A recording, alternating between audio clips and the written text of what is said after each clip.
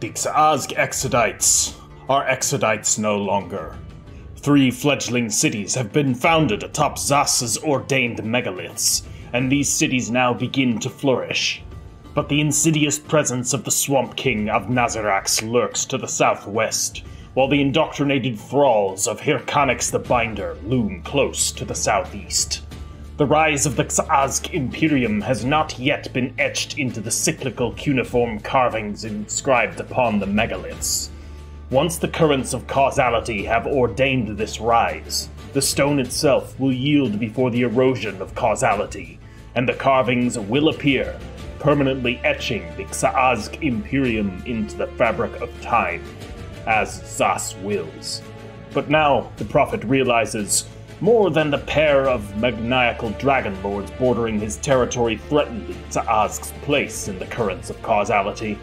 There are threats still encroaching or lurking upon the borders of the megalithic cities. He has spent much time already quelling these threats, and yet more continue to arise. The prophet gazes into his scrying pool, and through the astral shimmer sees the dangers that must be eradicated before the current can become stable. Reaching out with his fingers, he sifts through the strands of the astral vapors until he finds the familiar threads belonging to Xairiazg the Ruthless and Ukiashaiku the Serpent. With the threads held between his fingers, he shifts the shimmering vapors to behold his subordinates as they patrol along the borders of Xiaraizg. "Huntress, Serpent," the prophet says, "how fares the ascension of Xiaraizg Megalith?" "In accordance with the sequence, prophet," the ruthless huntress answers. "But foes still scamper and flap across our borders." "Valuable resources inaccessible, prophet," the serpent shaman adds. "Serpents frighten away our stone renders. Shining gold remains frozen in unmolten stone." "Yes, prophet," the huntress remarks. "The sequence is delayed. I have decreed the severance of these serpents from the currents of causality. But Ukiasha Iku claims he is friend of serpents. He halts the current further under the foolish pretext that these beasts can be reasoned with." "Yes, Xairiazg," the serpent shaman counters snidely. "If you had not sent the stone renters into the serpent's lair prematurely, they would not be agitated. They would not intersect with our alignment. We would have had better cause to speak through the ancient forked tongue and come to an accord with the serpent kindred. Zas himself would wish for the favored alignment between they of the blessed scale, not intersection." "There is no alignment with beasts," the huntress hisses. "Their scales will serve the will of Zas as a new saddle for my warg." "You see, prophet," the serpent shaman cries, gesturing emphatically at the huntress and her beast, "you assign me to guide these deathmongers, but they listen not but to the cries of intersected alignments. Warmongers, only seeking violence. We must find a different path." "Yes, Ukiasha Iku," the prophet answers, calmly. "Guide Xairiazg down the tempered path, as the scales decree. But sometimes severance from the current of causality is all that can be. Go, seek favored alignment with the serpent kindred. But if they do not acquiesce to the current and intersect with the alignment, then remove them from the current." The prophet looks poignantly to the huntress, who bares her needle fangs in a fearsome grin in response.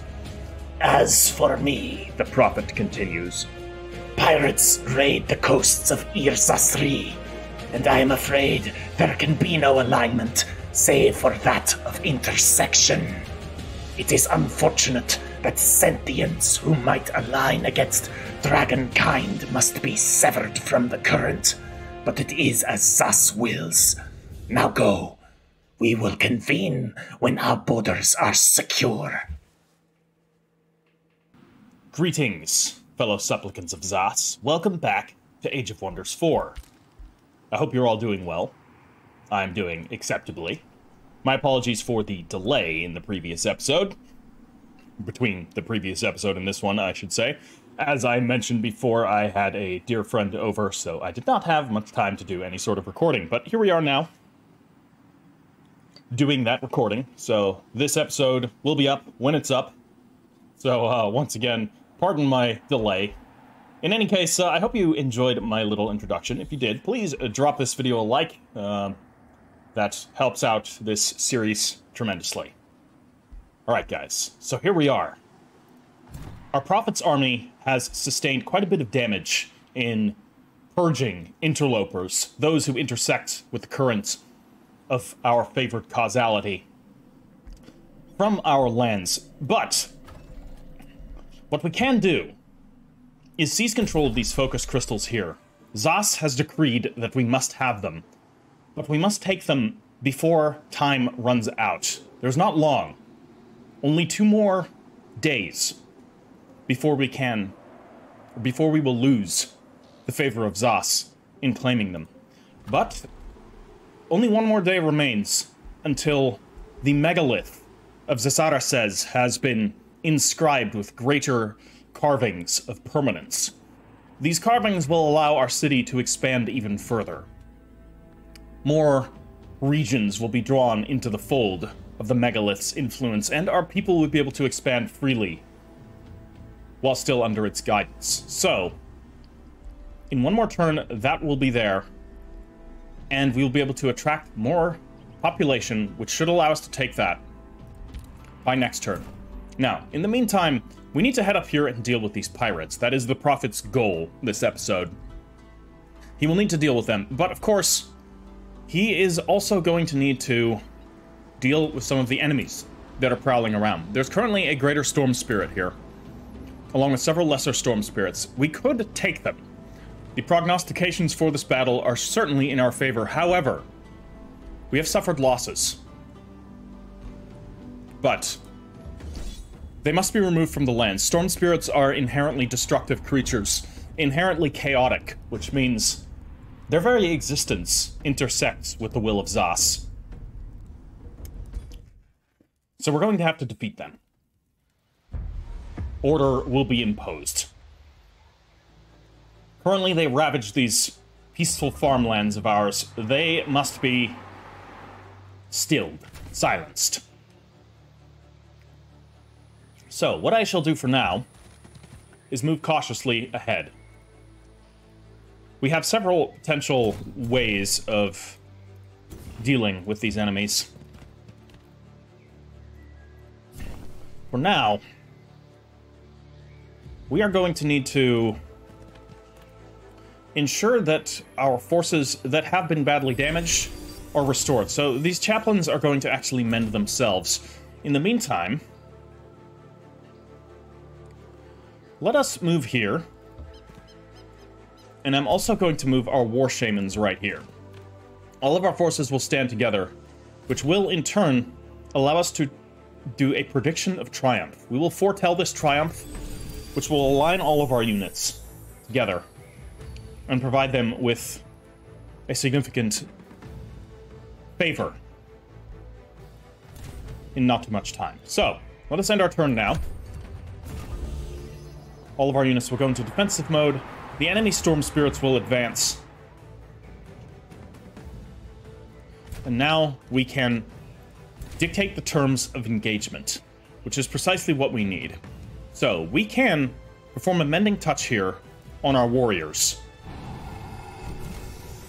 So we'll bolster their fighting capabilities quite a bit. We will also invigorate all of our troops, since they are now all nicely grouped together, and we will also bless our warriors, granting them all manner of different benefits as we prepare our advance. Now, there are several units here that are quite dangerous,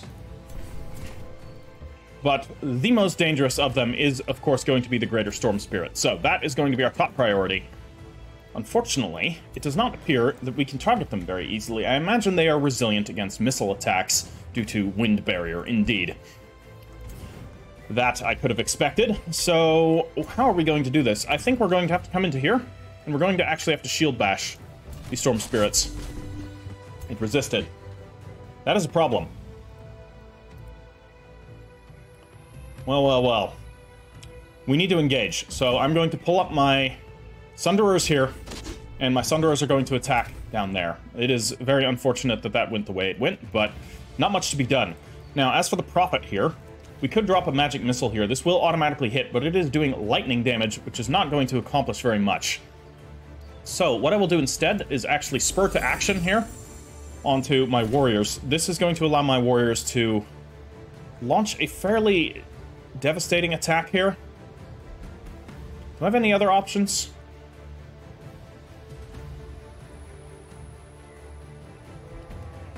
Not really. That is not going to accomplish much. Whereas here, I can pick off several of them. Let's do it. Okay, so there's only one of them there. That's good. Now, I do need to make sure that our troops don't die. So I am going to do a restoration here on these warriors. And that is going to be our turn. Let's see what kind of damage these things do. Oh no, they've gotten into our back line. But it has attacked the Prophet. That is good for us. The Prophet can take this sort of damage.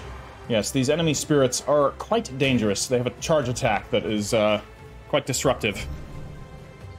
But now our troops are hastened and have been rallied, so we have some benefits here. Unfortunately, our shamans are in a little bit of a dangerous position. We could launch a quick stab here. That's not going to accomplish much. What I would rather do is move my troops around, but I don't think that's going to work either.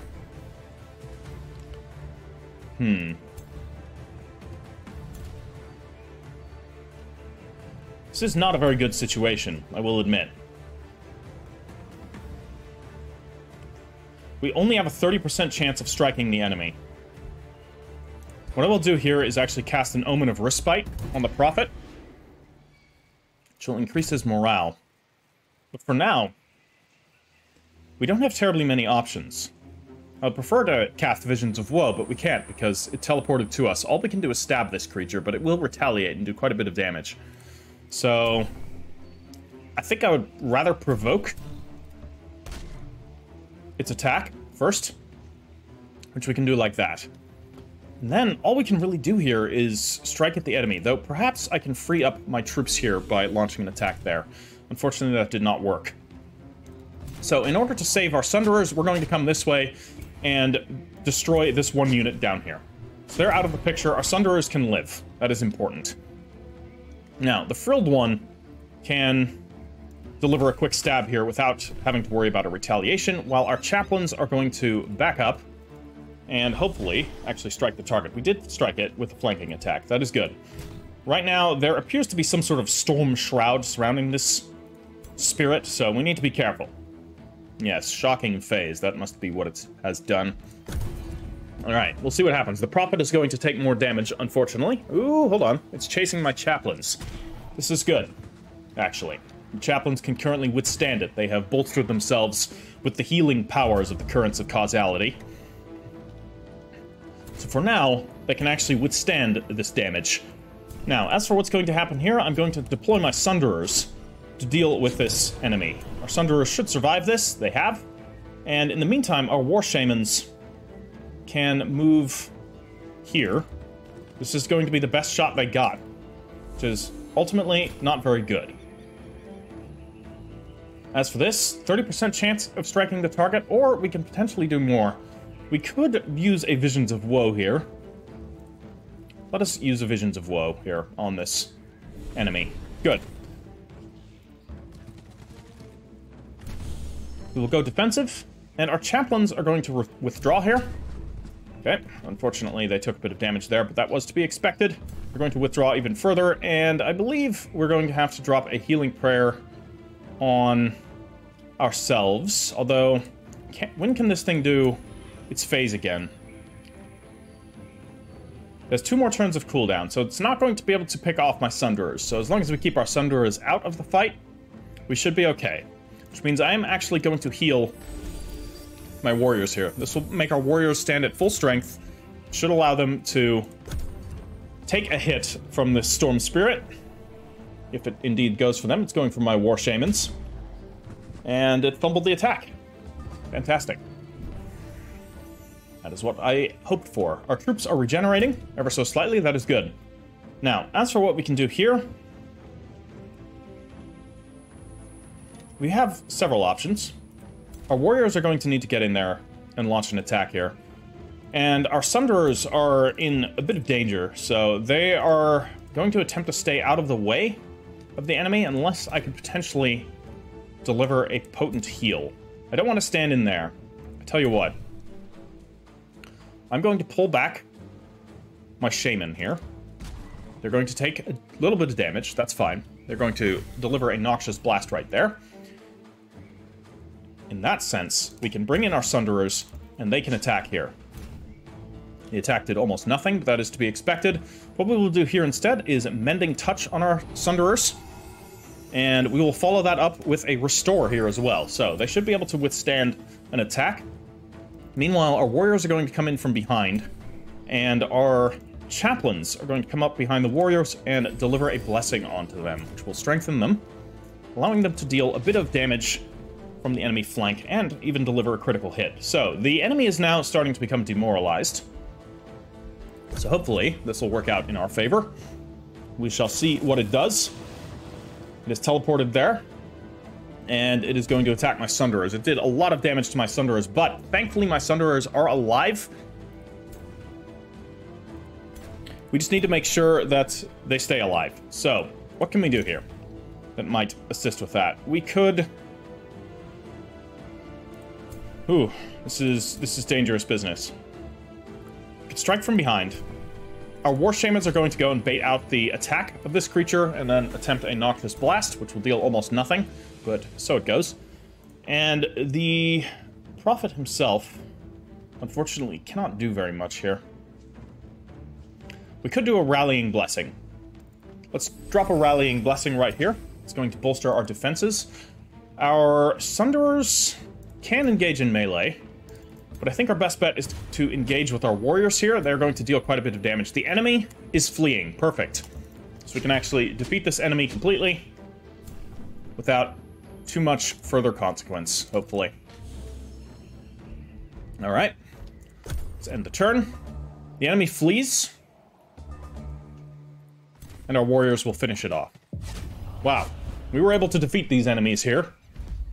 Order has been reestablished, barely. That was a difficult fight, but we were able to surgically dismantle this enemy force, as Zas wills. In return, we have received Fiery Wake Boots, and more food to Zasada says, which is very good. There's only 2 turns left until it has its borders to be expanded, so all will be well. Now, what I want to do is move into my own territory so that we can actually heal. Now, Irzas 3 has produced a mana obelisk. This will be good for furthering our sorceress might. Unfortunately, our coastal regions are all infested by creatures, so we shouldn't be building any fisheries. What we should be building instead is farms. Farms benefit us greatly.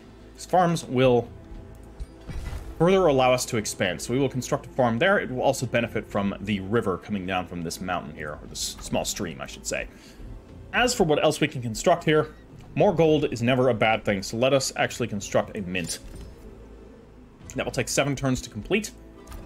Sa'iryazg has also annexed, or is now able to annex another province, which we shall indeed do. We can annex this farm here, or we can annex this farm with a river, which will, of course, be the more beneficial one. Now, of course, our 2 leaders here are bickering about what to do with these serpents. The ruthless huntress, Sa'iryazg, of course, wishes to destroy these serpents, sever them from the currents of causality, and fashion them into a new saddle for her warg, whereas Ukiyashi Iku, the serpent, of course, feels a certain kindred with them. We shall see how they respond. Oh, would you look at that? Your troops rush a group of winged creatures, but notice they neither attack nor retreat. Your foes fly around the area, flapping their wings and making alarmed noises. They don't wish to engage your superior numbers, but appear to loathe to retreat too. It seems they are protecting some nearby nests. Well, it would seem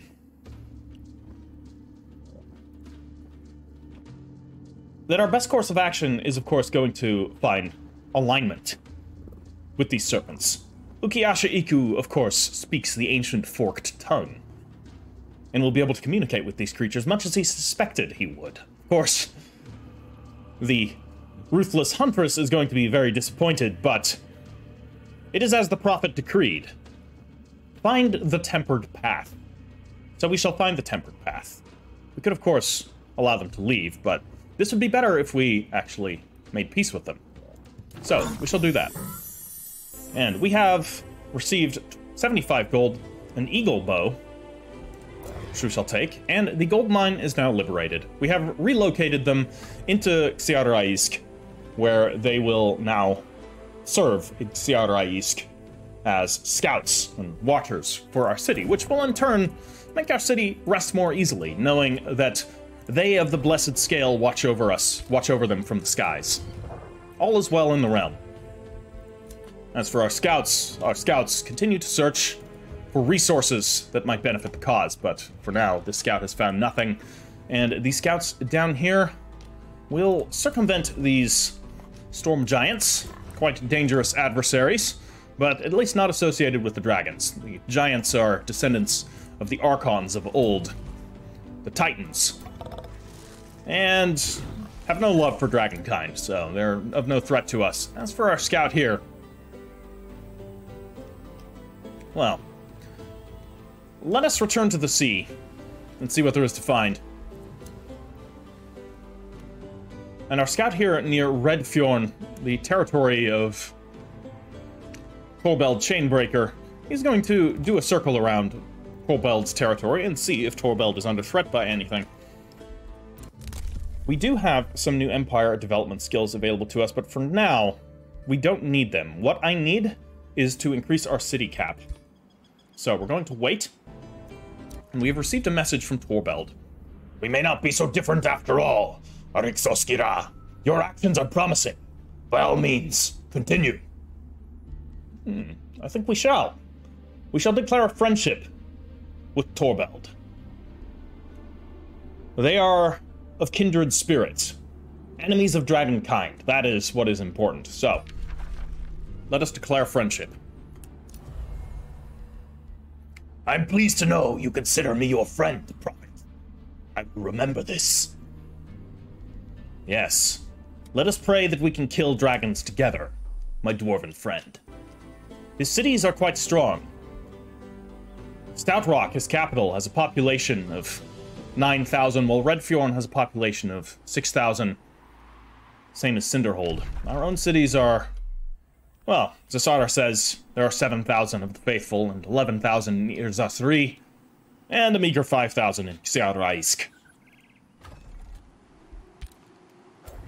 Indeed, our populations grow rapidly. But now we shall end our turn and see what the enemy does. The pathway of the marshes is open to us. We have completed the Swampkin race transformation research. So now we can give ourselves swamp camouflage and swamp walk. What we will need to do from here is bring the floodplains. This will allow us to turn terrain into the swamps directly. This will be of great use to us. Xiaraisk has produced a granary. With this granary, we will be able to expand further. And to expand further, we must, of course, expand the megalith beneath Xiaraisk. So, we will work on the construction, the etching of the Grand Megalith, to include the glyphs of permanence. Xiaraisk will stand. As for our spirits here, unfortunately, this tidal spirit, we'll keep it. We send it to Xiaraisk. Here, our spiders will go and join with the forces down here. The Prophet's forces are restoring, but the process is slow. There are gargoyles here that hopefully will flee from our lands when we engage them. They will not, unfortunately, but we will allow the prognostications of fate, the scales of destiny, to determine this battle for us. The Prophet was, of course, victorious. As was expected, he has also learned much during his time cleansing the lands of the various threats that are here. So what he shall give now is the strength training. His armies will not grow stronger in the traditional fashion, but rather their blows will land with greater prognostication. They will know precisely when and where to strike, because they will have momentary glimpses of the immediate future be given to them. Thus, they will do more damage in battle. Fiery Wake Boots. This unit ignites flammable obstacles it moves over. No, I don't think that is something that the Prophet would seek. I don't think that is something that any of the characters would currently seek, so we're going to hold on to that until the time comes when we might receive a more destructively aligned character. But for now, none of them would wish to use boots that burn the very earth they walk across. We are in harmony with the world. Oh, hello. Hail, Prophet Arixos Ira, the Frilled One. Allow me to introduce myself. I am High Huntress Hirani Quilantir. Many Godir make war. I aim to make peace. Let us send her a welcoming gift. She too is an enemy of Dragonkind. I've heard tales of her exploits from the locals. They speak of a elven huntress dwelling in the deep woods, who seeks to hunt Dragonkind itself. We will send her a welcome gift. Perhaps she will be an ally in the wars to come. She is a chivalrous diplomat, an honorable ruler who believes in justice and peace. Excellent. We will find alignment, I am sure. Perhaps we can immediately orchestrate a wizard's bond. They will ask for 50 gold in return. We'll have to wait on that in that case, because we do need our gold. We need to save our gold for now. Forces of the Swamp King. They come close to our territory. Not close enough yet to where we need to immediately be concerned about it, but definitely close enough that our scouts are going to want to move away so as not to be seen. The deserts are not our favorite terrain after all. We don't want to give away our location any more than we have to. Now, as for here, this territory we have already scouted to some degree, so actually, I know we just went into the water, but I believe the better option will be to put you on auto exploration mode. As for you, there are plenty of uncharted territories for you to explore, so you shall do so. And we have spells ready to cast. Let us cast Swampkin. It will take 3 turns to complete, but afterwards, our people will become one with the swamps. And then, soon enough, we will be able to transform our territories into marshes themselves, which will allow our troops to move unseen through our own territories, which will be very useful. If we have to fight a defensive war, we will be able to do so very effectively. For now, unfortunately, our mint here has been delayed because there are currently some construction work going to the aviaries that will house the winged serpents and will serve as our scouts and guards. But at the very least, our stability is excellent. We're about to complete the training of a raider here. As for this territory, we should also be training new troops. We have the resources to sustain them, so it would be in our best interest to do so. For now, warriors. We had extra draft thanks to our defeat of those gargoyles, so our warriors will train rapidly. And of course, there is the matter here of these focus crystals. But we have what we need. Our territory can expand. All we need to do is attract the population, so we shall do so. We shall come here and construct a research post. Do we want a research post? I think we want a research post. It will grant us 10 gold and 15 research per turn. The Archon's Deliverance Reforged Aftermath. With the focus crystals, Sairiazk the Ruthless retreats to her forge. At nightfall, she returns to you, Archon's Deliverance in her hands. At last, our fabled weapon will return to battle, and we, Xazk Exodites, will stand triumphant. Sairiazk the Ruthless shouts in triumph, lifting Archon's Deliverance towards the sky. Then, after a while, she relaxes her posture and turns to you. I am in your debt, my prophet. Any path you set out for me, I shall follow.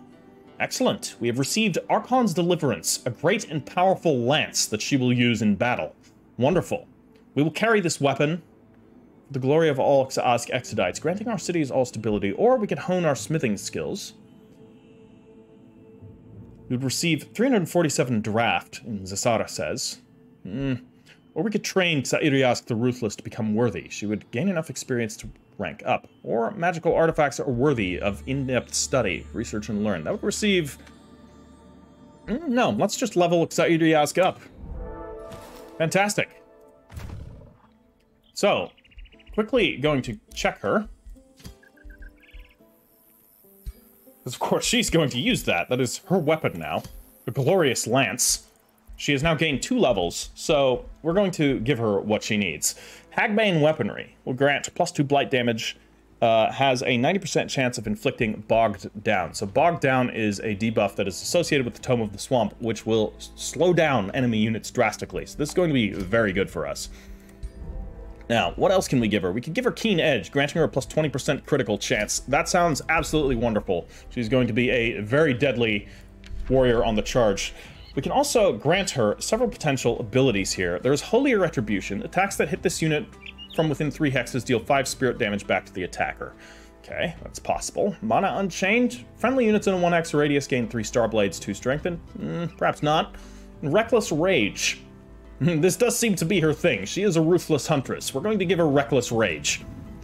Costs nothing to do, but it does give her sundered defenses and resistances, but grants her +30% extra melee attack damage. So that is going to be her thing. She's going to be a glass cannon. Or a lance, I guess. And, of course, we have acquired focus crystals. What are focus crystals, precisely? Well, let's have a quick look and see here. Focus crystals are... when a geode of crystallized astral essence forms above ground and is touched by starlight, it splits like an earthen, blooming plant. The newly exposed, glistening crystal within is highly magical and infuses its bearers with arcane power. This is an excerpt, from Edward Portsmouth, Advanced Reports on Mana Infusion. Edward Portsmouth. I wonder who you were. A scholar of the ancient world, perhaps a servant of one of the ancient Godir. Who knows? So many things have been lost. So much knowledge lost in the fires of the Cataclysm. Such a pity. We will learn all that was lost, and learn many new things beyond that. Now, we end our turn. A hooded hermit requests an audience. She bears 3 pages that were clearly ripped from their tomes of magic. She is one of the crocodilian kind. The sarcosaurids. Dangerous folk. But at the very least we can entrust that they are not allies of Dragonkind. They are... much like we are, different from the other scaled ones that serve Dragonkind. Their barbaric ways do not quite align with the Draconian way. Perhaps someday one will join us, but for now this one remains an elusive hermit. You have a reputation of being a scholarly prophet. The hermit's voice is deep and honeyed. You discern the outline of a barbed tail under her robes. I carry forbidden knowledge that can be yours, if you are determined enough to claim it. Small horns protrude from under the hermit's hood. Of it, you may learn a destructive spell in exchange for a quart of your blood. Well, the prophet realizes that they must wait for now. Reinforcements will be sent up from the nearby Megalith to bolster the prophet's army before the prophet retakes to the sea. And the prophet's army must heal, so it only seems right that the prophet should heal as well in exchange for greater knowledge. We will take blood for the illuminated page. This page will grant us the spell Condemnation, dealing 15 spirit damage and condemning the enemy for the end of until the end of the battle. Well, now the prophet is injured. He will return for the moment. He will retreat back to the territory down here. No, he does not need to. He can stay right where he is. And to bolster his forces, we're going to send up a juvenile caustic worm to aid him. The worms, of course, are a wise species capable of true greatness. We shall see what this worm becomes in time. Perhaps it will grow into a great warrior. A true legend. We shall see. Oh no. Noob appears before me. You look like a Godir. But are you ready to face the likes of me? Unfortunately, we have made contact with Shadow King Nezukadnivex. We will give him a threatening welcome for now.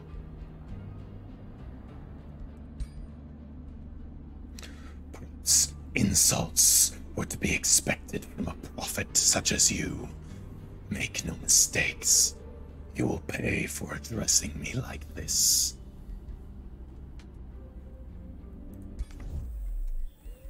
Among all of the Dragonkind, it is him that is the most dangerous. He represents the pinnacle of the Draconian Order.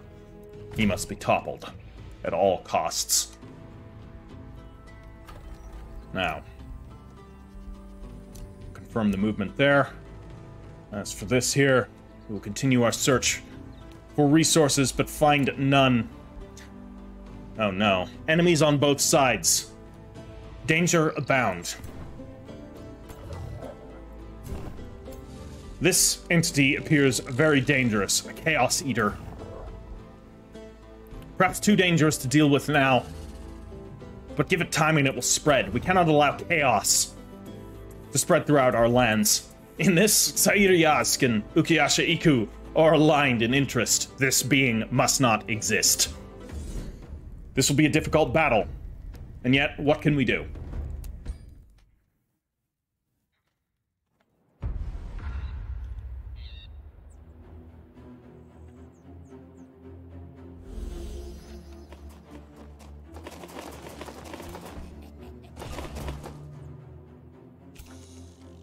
Our troops will advance in cover. The enemy has dangerous ranged capabilities. Our Lightbringers here, currently aiding us for unknown reasons. They serve another god. Not Zas, the bearer of the scales of destiny, but a different god, an ashen god of light and darkness. What is its agenda? We do not know, but for now its creatures aid us. We will take what aid we can. We advance and let the enemy make the next move. There will be losses, almost certainly. And yet, these forces cannot be allowed to spread through our lands. They are forces of anarchy. They defy the order. Our Gortosk Matriarch can launch a devastating charge against these entwined thralls. These entwined thralls are, however, the least concern here. We also have Condemnation, which may prove to be very useful. So, we will drop a Condemnation here directly onto this unit of gremlins. This is good for us, because this puts it into a dangerous position that we can exploit. So, our Sunderers will throw a volley of javelins, striking these imps directly after they have displaced in front of them, which will in turn allow our spiders to launch a devastating attack, picking off the majority of these imps. The Lightbringer here can launch an attack. What we can also do is attempt to mind control this unit of imps. It unfortunately did not work. Was resisted. Thankfully, though, those imps are now weakened. And Ukiyasha Iku the Serpent will launch a magical attack against these imps here. Sairiyask the Ruthless could finish these targets. However, that would put her in a very exposed position, an exposed position she does not want to be in. For now, the Gortosk Matriarch is going to charge here and attempt to distract the enemy. What we could do is strike these imps, crippling them, wiping the majority of them out. That would leave everyone open. That would leave her open to the chaos barrage of this entity here. However, sometimes risks must be taken, and Kasiriaz the Ruthless, she is ruthless. She will charge. A devastating charge. The imps were completely annihilated.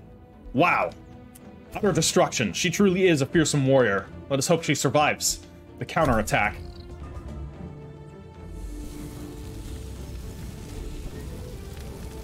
Ultimately,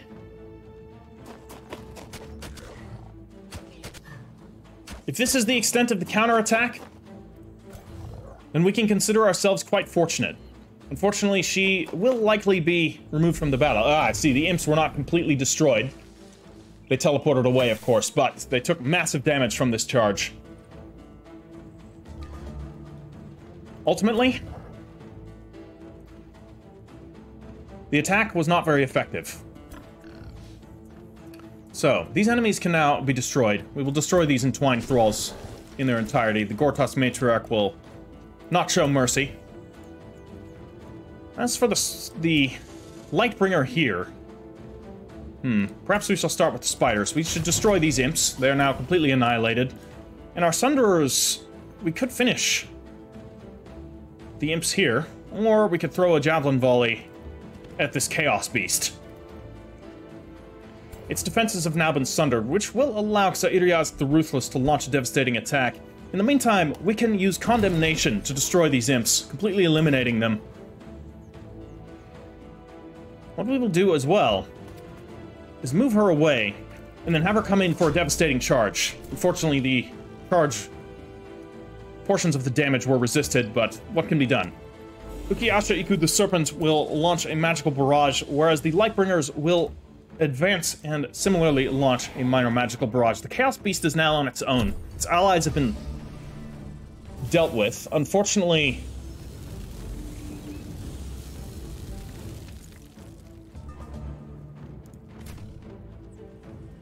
the Light Serpents have died. They must have been a temporary unit. Actually, they very much are a temporary unit. I must wonder, where do we have these temporary units from? Is it from him? Surely not. I don't know where they came from, to be honest. Well, interesting. Let's throw some javelins. And I think it's probably best if we use a magical blast right here. And then we can have our boar come in with the charge, which will break its ability to retaliate. And Xairias the Ruthless will finish the beast off. The enemy is dead. Truly magnificent. That battle went far better than I could have expected. Actually, truth be told, I expected it to go pretty well because Chaos Eaters are pretty terrible. But aside from that, we have won this battle, which transferred plenty of more foodstuffs to Xiaraisk, which is good for us, and has opened this rainbow clover here for our exploitation. Now we shall head across the water so that we can deal with these potential renegades. Their intentions are unknown. We shall see how they respond when we evict them from our lands. They are, after all, sitting on a food stash that would be greatly beneficial to Xiaraisk, and they are doing nothing good with it. Our heroes have leveled up. Now, it occurs to me that we actually did not set his skills from the start. So we are going to skill him up right from the beginning. He is our shaman, Ukiyasha Iku. So he is, of course, going to be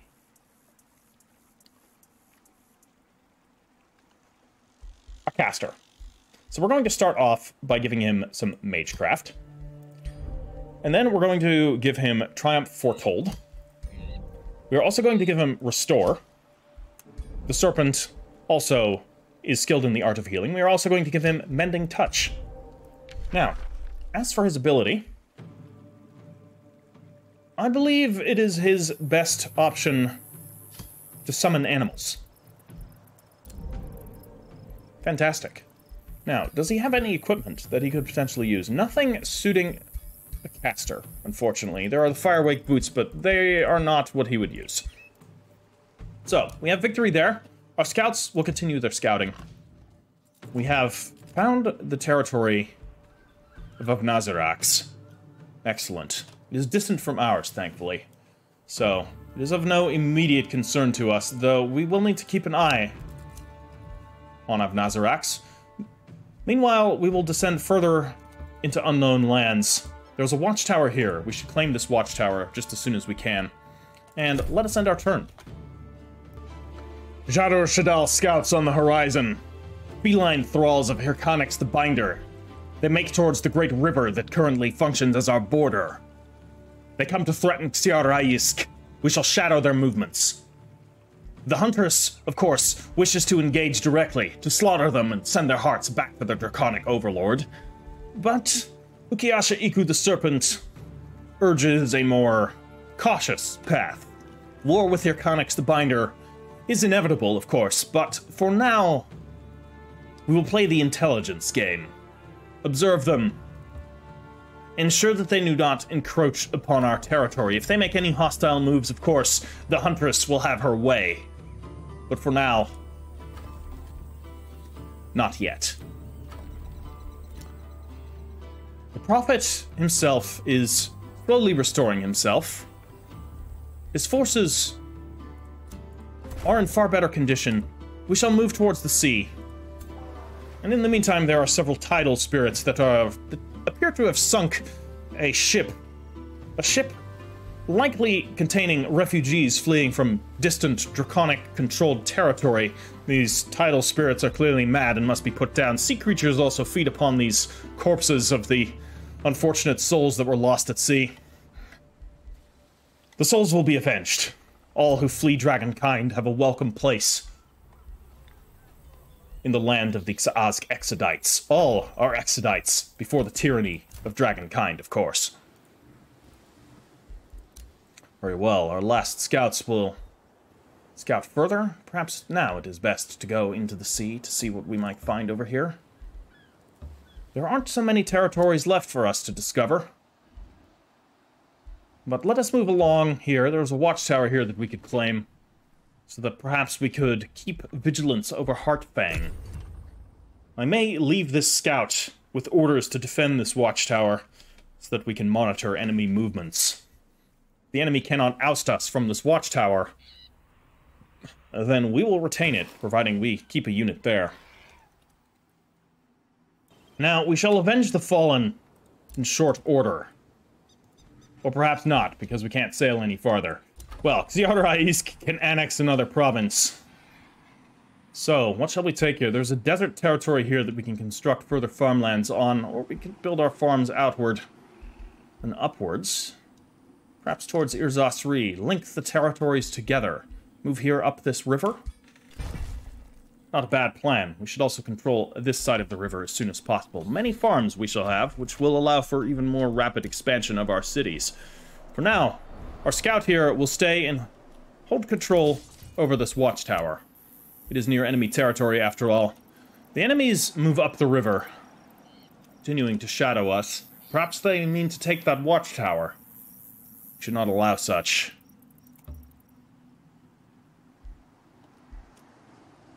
What we should also do is nothing, because it's already happening. I was going to say we should recruit a unit here in Xi'Oraisk, but that's already being done, so fantastic. As for here in Irzasri, it would be beneficial for us to get more troops. So, what could we recruit? We could recruit a wild witch. 12 upkeep. I believe that's something we can afford. She would have poison bolts and blight rain. An excellent arcane support unit. Will fight for us. Our scouts will take to the sea and begin exploring the seas for treasure and resources. We have already taken the watchtower here, so let us head north into unknown lands. Fire giants. Very dangerous. Spell ready. Swampkin is ready to be cast. Let us transform our people. What will we resemble? Well, ultimately nothing. I believe this is one of the invisible ones, because it's a fan-made one. But our troops now can move effortlessly through swamp terrain. Now, there isn't so much swamp terrain around, but we will soon be able to transform our lands into swamp territories, and indeed other lands as well. These deserts will be flooded. We will greenify this earth. The earth has suffered much damage and catastrophe from the Cataclysm. Life must return to it. That is the will of Zas. The Prophet shall now avenge the fallen. Well, it would appear that these tidal spirits have no wish to fight. They have, of course, slain innocents, which means they will have to pay. So, to pay, they will donate a portion of their power to the decree of Zas. All will be well. They now leave these lands, which will allow us to claim this wreck and at least salvage the resources and put them to good use. Here, a kraken and, unfortunately, the tidal spirits that just fled now seek to face us. It was a devious ploy by them. Leave something behind for us to distract us while they regroup with creatures, thralls that can serve them in attempting to thwart us. These elemental spirits are cunning and dangerous, but we will destroy them nevertheless. The Prophet's guidance proved successful, the enemies have been sent back to the deeps, and we have found a unicorn stranded on a lone islet out in this bay. We have liberated it and brought it aboard our ships with us, along with much of the meat salvaged, salvaged from the large cephalopods that may have been severed from the currents of causality by our forces. Wonderful! Up ahead, there are more ferocious creatures. If left unchecked, these ferocious creatures will, of course, threaten our shores, so they too will have to be dealt with. They have now been dealt with, which will allow us to find a Visor of Farsight amongst a wrecked boat on this reef, along with a chest filled with gold. Fantastic. We will take this for the good of the realm and move up to go and deal with yet more ferocious beasts. Our own little elemental spirit will gradually move towards our territory. It is a long journey that he has been on, but he's a resilient spirit. He'll find his way in due time. More pirates. Unfortunate. Also, no sign of any treasure anywhere to be found. Perhaps the enemy forces have already seized most of the treasure available. Now, there is one thing we can do. We'll be able to do very shortly. We will be able to found a new city, which means we're going to need to find a place where we can found this new city. We don't want to put it up in between here, because it will congest our other cities, but rather, perhaps, we could found one over here. There are many resources to be had. Gold, a quarry, arcanium ore, and mana. This river basin right here could be a very valuable place for us to found a city of our own. There's also, right here, this would be close to Zasara says, but Zasara says has other places where it can expand. Either way, it would be close to the territory of Hirconix, which would threaten Hirconix, but as Zas decrees, it is only a matter of time before that occurs anyways. So, what we shall do is move our forces back. It would appear that Hirconix's forces just appear to be monitoring our borders. Can't blame them, really. I would be doing the same. What I will do here is begin constructing a second army, and we are going to break Ukiyasha Iku off, where he will go on his own. No, actually he won't. He will stay here in Xiara-Isk. Xairiazk, she will go off on her own.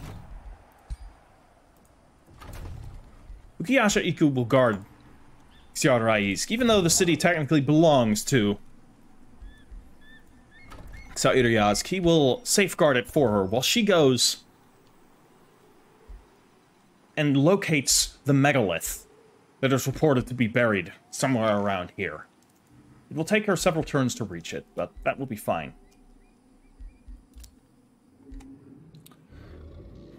Now, our scouts here are going to head further up here. There's another watchtower for them to find. Excellent. There is also potential resources. We will make for the resources first.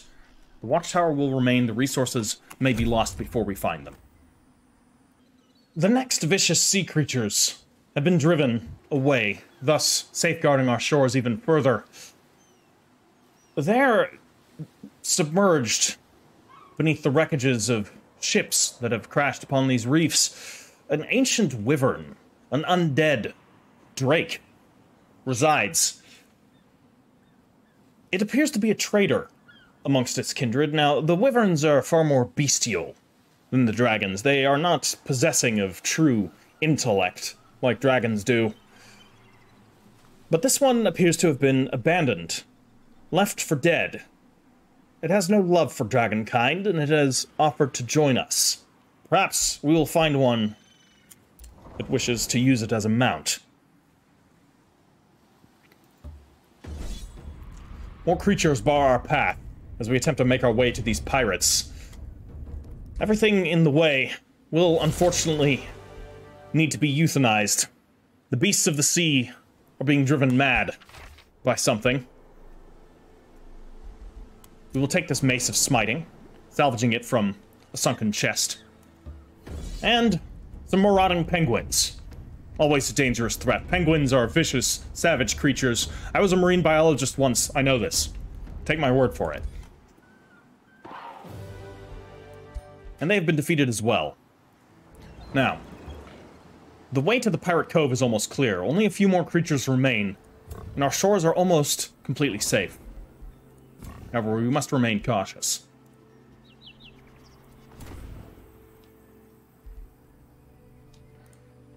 As for what happens here...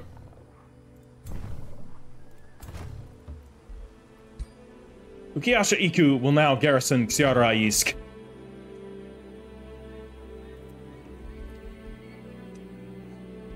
While the Huntress will make her way up towards the new city. Perhaps she will join forces with this lesser tide spirit along the way. New Empire development skill is available. We will save our Imperium for now, because we are, of course, going to need to purchase the Imperium development, or research the Imperium development required for us to found the next Megalith. The secrets of the Scales of Destiny do not come freely. Our artisans and cuneiform scriptors tirelessly work to decipher the secrets that will guide the way to the next megalith in the sequence.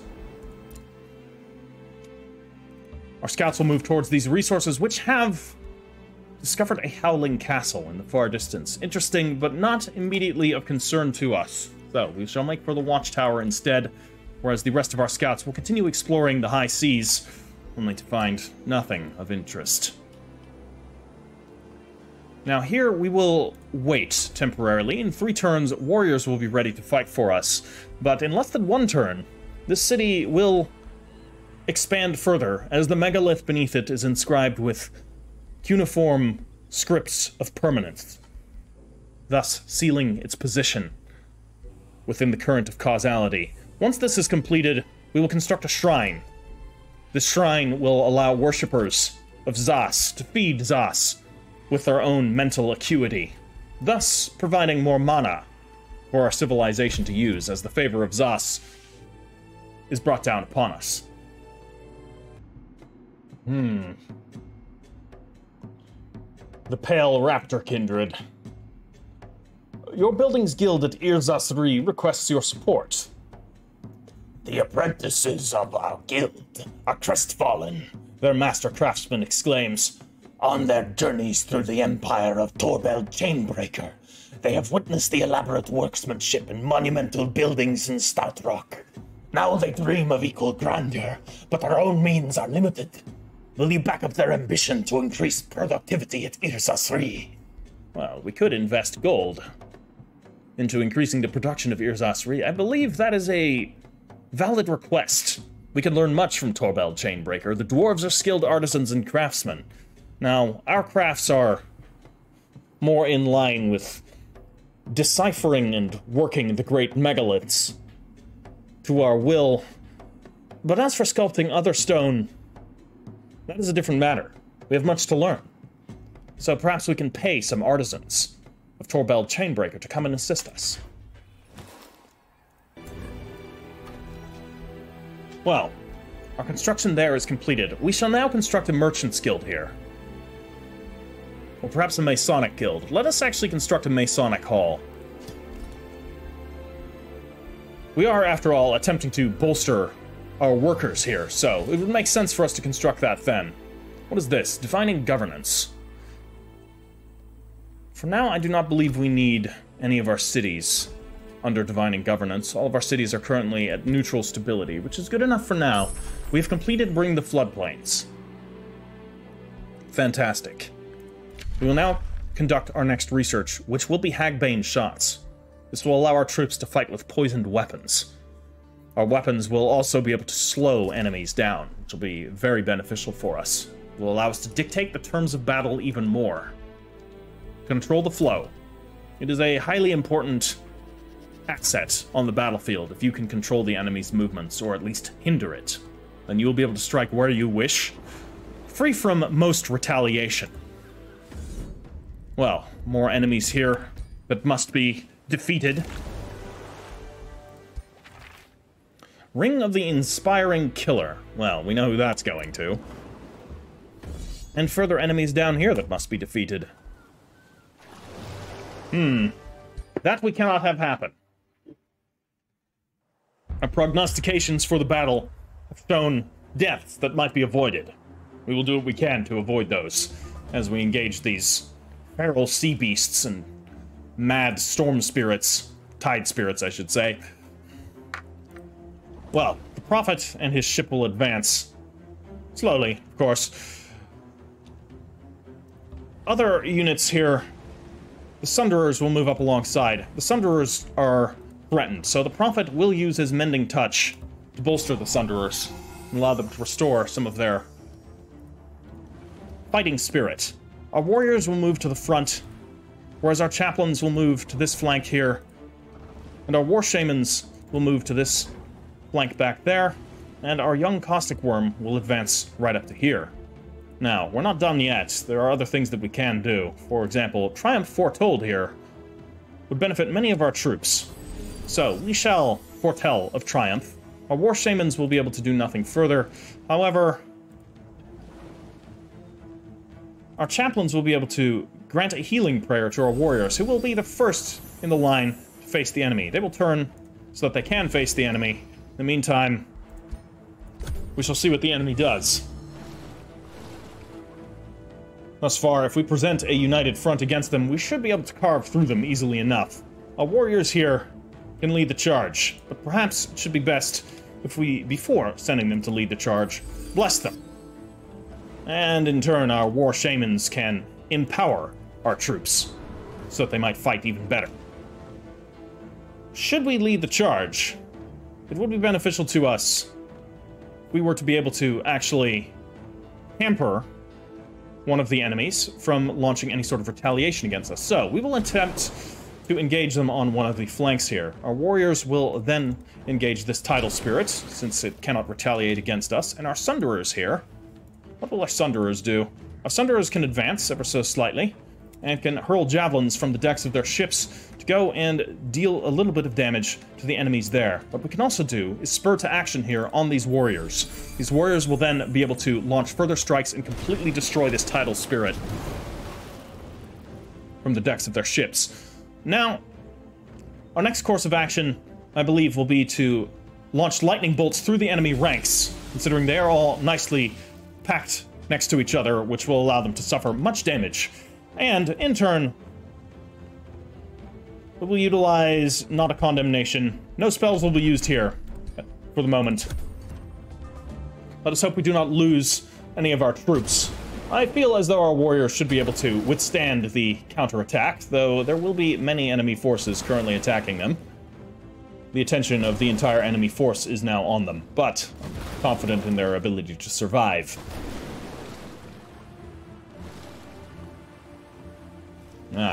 The octopus charge against the Prophet himself. Very well. The Prophet can withstand such attention.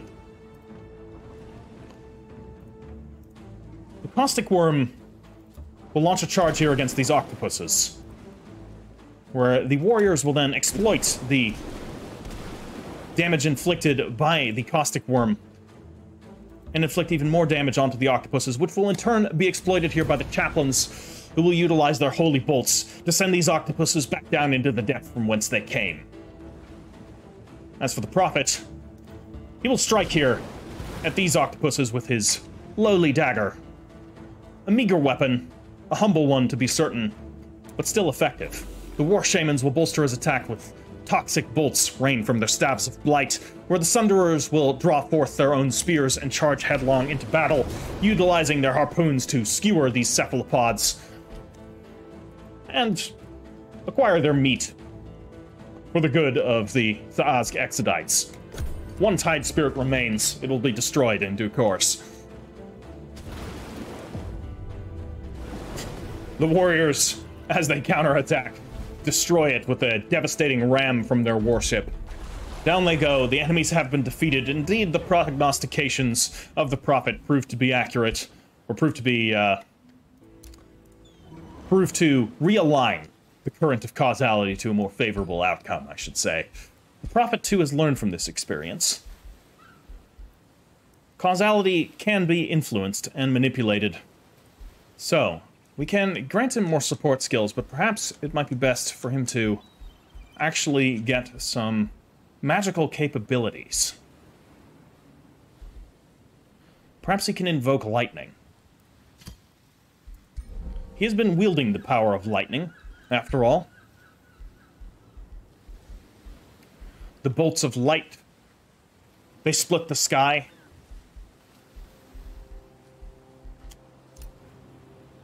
Let's see here.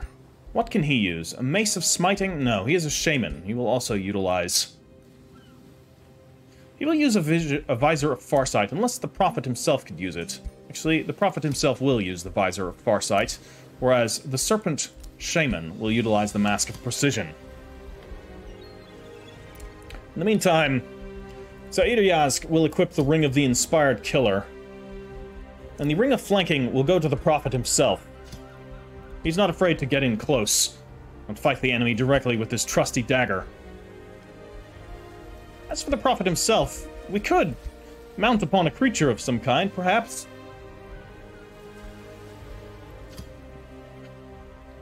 We shall ride here upon this unicorn. He has found a certain kinship with this creature. A noble beast, or a noble prophet, guiding a noble cause.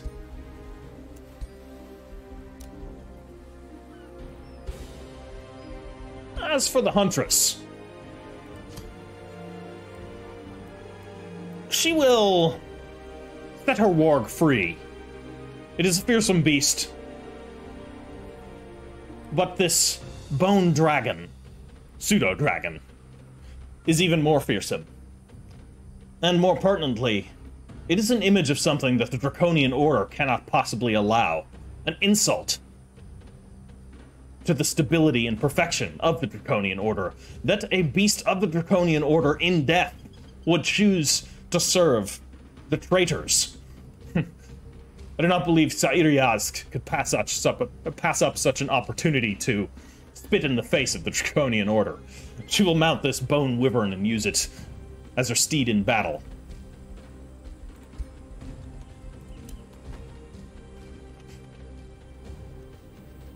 In turn, she will move ever onward toward Rixoskira. This tidal spirit, since it will now only hinder her, will move towards the Serpent Shaman, where it will assist his forces.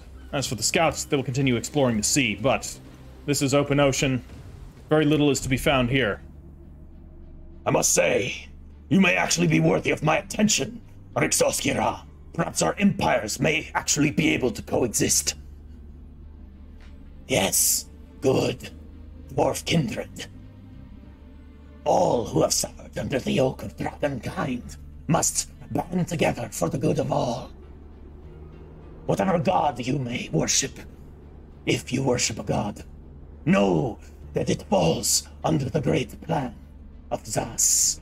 May the scales of destiny favor you, kindred.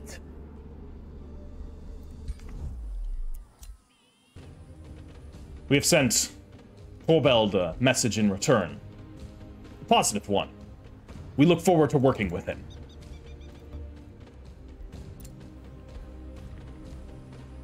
Now,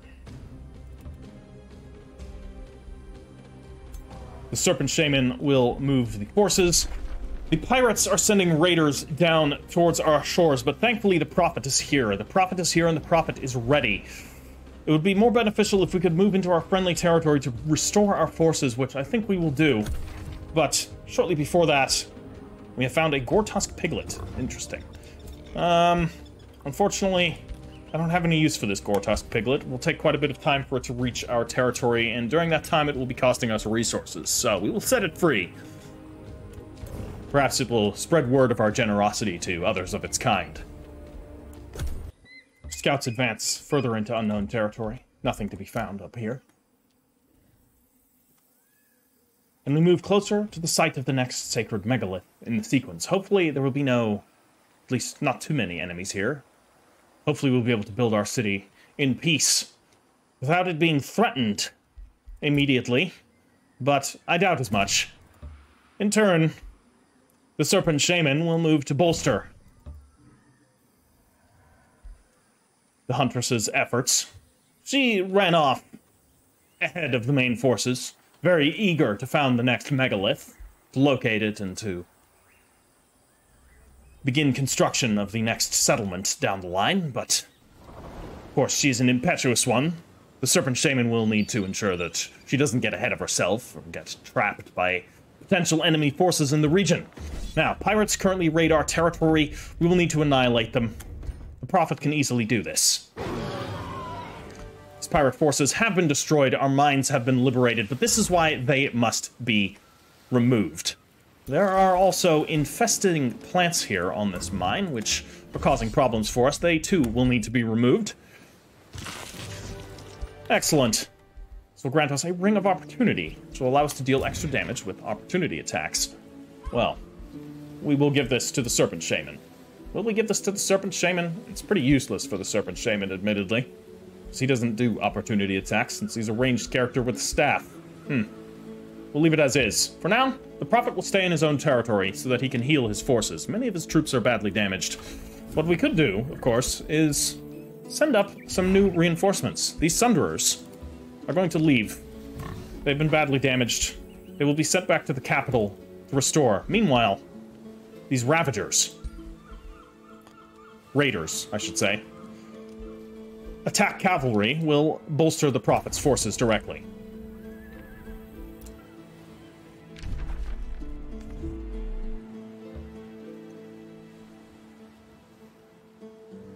Still nothing to be found. Truly, the ocean is a trackless, vast place. Other rulers have made a defensive pact. That is a problem. Hirani, what is this scheme of yours? This had better be an attempt at sedition. Surely you would not lead a defensive pact with such an insidious creature. The province is being pillaged. Not anymore, it isn't. Let's end our turn. The Sadar says has produced its Seer's Hall. Now we'll be able to recruit newer troops much quicker. For now, I believe our best course of action is to construct a granary. It will further allow Zasarasad's rapid expansion. Our cities must become truly great and truly powerful. Meanwhile, Irzasri is capable of annexing yet another province. We now have several potential provinces. This fishery here is on an oyster reef. This will grant us both wealth, as we can sell these oysters, and of course we will take some of them for ourselves. So, we will construct a harbor there. Since the coasts have been cleared, we can now begin to expand into the waters, claiming territory at sea as our own. Now, we shall move our troops into the water. There is one last force of beasts here that must be removed from the lands. And the ruthless huntress has indeed found herself in a bit of a predicament. There are enemies guarding many of the locations nearby the site of the ordained megalith. This will make the construction of the megalith and its expansion very difficult, but thankfully the Serpent Shaman was aware that this would likely happen, and has taken matters into his own hands to ensure that the huntress doesn't get herself into too much trouble.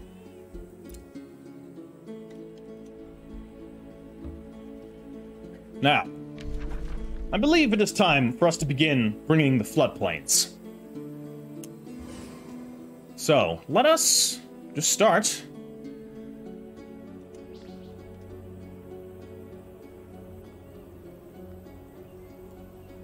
altering the terrain into swamps.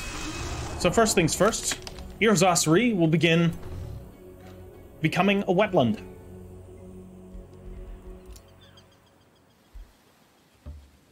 Hirani's scouts. I do not trust Hirani as much as I trust Torbeld Chainbreaker. Here are some of Torbeld's scouts. Beasts of Stone, Cataphracts, Sappers, and Gargoyles. What I would expect from his forces, as well as some pioneers, scouts riding upon large crows. Intriguing. Now, as for our own scouts, more territory awaits that must be explored. Ooh, desolate terrain, likely the source of, or likely caused by the Cataclysm of old. We should inspect that. Make sure there's nothing dangerous that might threaten the sanctity of the land itself. For now, our troops here will garrison Xiaraisk. We will need more troops to garrison Xiaraisk in due course, so we will immediately start the construction of a unit of chaplains. They serve us quite well. They have been responsible for keeping many of our units alive when they should have otherwise been dead. Yes, the evil presence lingers in these lands. It won't be long now until we destroy them. We have discerned the method by which to envenom our weapons with deadly toxins of the marshes that will slow our enemies down. Now all we need to do is ensure that all of our forces are well stocked with such weapons. In the meantime, we shall search for other potential abilities that might aid us. Drown in the Mire will deal 10 blight damage to all units in the enemy army and cause all enemy units to be slowed, likely for 3 turns. Armies in the swamp will suffer 10 additional blight damage and will be poisoned. Excellent. That could be very good. Staves of Mending, which will grant our enchanted units the Faithful ability, which will decrease their upkeep by 10%. And will grant them the Mending Touch ability, another healing ability. That sounds excellent. I will lock Drown in the Mire for now, and we will research Staves of Mending. We don't have many swamps yet, and we won't get all that many swamps until we have Hagbane shots at the ready, which we're going to begin casting right now. It will be ready next turn. Ears Osri has produced its Masonic Hall, so it will be able to construct new buildings even faster. For now, what do we need? A Wizard's Tower will increase our Imperium income and will give us more vision range. It will cost us 120 gold and 150 mana, but will otherwise only take us 3 turns to complete. Or we could construct a shipyard. Perhaps. It would grant us 10 gold income. We do have a harbor. Let us construct a shipyard. It will be done very quickly. From there we can construct a fishmonger, which will further increase our food income. Zasara says, thanks to its many, many farms, is now able to annex yet another province. Right up here, we have this Tranquility Pool. This Tranquility Pool can be annexed by us right now. There are no more enemies guarding it, so there's no reason why we shouldn't take it. It itself will grant us plus 20 research, and we can construct a research post, granting us an additional plus 5. Or we could construct a conduit. I will actually construct a conduit in this case. We do need more mana. It's not much, but it will count as a conduit, which will further benefit our cities further down the line. We already have a research post right here, so... Excellent. We now have the Tranquility Pool. Rare wonders in the world, these pools are said to be liquefaction of the collective wisdom of the people who have walked the land. Those who spend time gazing into the tranquil waters experience clarity of thought like never before. Larissa Mirabilis, Myth and Truth, Folklore and its Arcane Origins, yet more texts lost from an ancient age. Texts written by humans, no less, and yet the patterns in these texts seem to indicate a connection to a certain entity. To Zas, perhaps. Was Zas acting through human vassals before the onset of the Cataclysm? Surely it is possible. Zas may be depicted as a reptilian creature. But that does not mean he cannot be depicted as something else. The astral gods are, of course, more nebulous in form. Rarely do they take the same form to different people. We shall see. Perhaps as we discover more lost resources, more lost relics of the ancient world, we will discover the truth of how the people of old lived and how they perceived the gods of the astral realm. Xiaraisk, too, can annex another province. As we said we would annex this river province right down here. Further food resources for the city. It will be able to expand rapidly. The shrine is almost complete. So, what we shall do is construct a mana obelisk. Mana here will be channeled and crystallized, which will allow us to store it and use it for greater effect further down the line. Now, Serpent Shaman will advance, hurrying his way there before the Huntress gets herself into too much trouble. Being impetuous as she is, She will, of course, attempt to found a city, before it is perhaps wise to do so. So, as our scriptors investigate the cuneiform inscribed upon the great megaliths, we find the true location of the next megalith in the sequence. This information is, of course, relayed to the prophet, who in turn uses the network of astral mirrors to transfer this information to his huntress. So, the huntress, in her wisdom, will begin by constructing an outpost. Do we construct it here? Perhaps. Let us do so. Now, Prophet will deal with these pirates. Once and for all, they will be vanquished. It will be an easy battle, ultimately. Thus, he will allow the prognostications to dictate it for him. Unfortunately, our caustic worm was wounded in the offensive, but it has survived, and it is growing. Perhaps one day it will rise to true greatness. We have uncovered many resources. A staff of the Magi, much gold and food looted from the pirates' stores, along with a true treasure that perhaps will be given to the serpent shaman himself. A defender, one of the pirates that has decided to join us rather than die, a robe of resistance, a helmet, and a ring of concealment. Fantastic. The defender will move into our territory, where it will bolster our capital city's defense. In the meantime, Prophet will scour some sunken wrecks. Unfortunately, these sunken wrecks have received much damage. We will pull our injured caustic worm away from the battle so that it might survive. And our troops here will attack these plundering sea beasts. They wish to retreat. Of course, we will force them to donate a portion of their power. These are guilty, of course, of aiding piracy. They will be needed to pay for their crimes. And now we will take even more resources from the area that they once guarded. We will have one final interloper here on the sea to deal with, and then our coastline will be secure. In the meantime, our troops have completed their recruitment, which will in turn now allow us to recruit something else. We have a Wild Witch, a War Shaman, and a Sunderer here, ready for battle. Ready for our next hero. What will we add to that army? Perhaps melee units. I believe those will be necessary. 2 warriors. They won't take terribly long to recruit, and they've proven to be quite effective. Durable. Our scouts will investigate this blasted territory, a Gorgon's lair. We will need to avoid that, of course. The Tranquility Pool has been acquired. Wonderful. Empire development skills are now available. However, we may wish to wait. We shall see. Perhaps there's something else we could find here. Shock units, shield units, and polearm units gain experience fast. We don't really need that. Gain knowledge whenever a unit gains a rank. That could be good. None of this is something that we need. We could acquire Forced March. Units in cities gain 3 sensing range. That could also be good. 1 extra siege project. 1 Whispering Stone. No, we're going to hold on to our Imperium, because we may wish to expand our governance further so that we can construct even more cities. For now, we wait. She is busy constructing the outpost. That will be done next turn with the founding of the new megalith.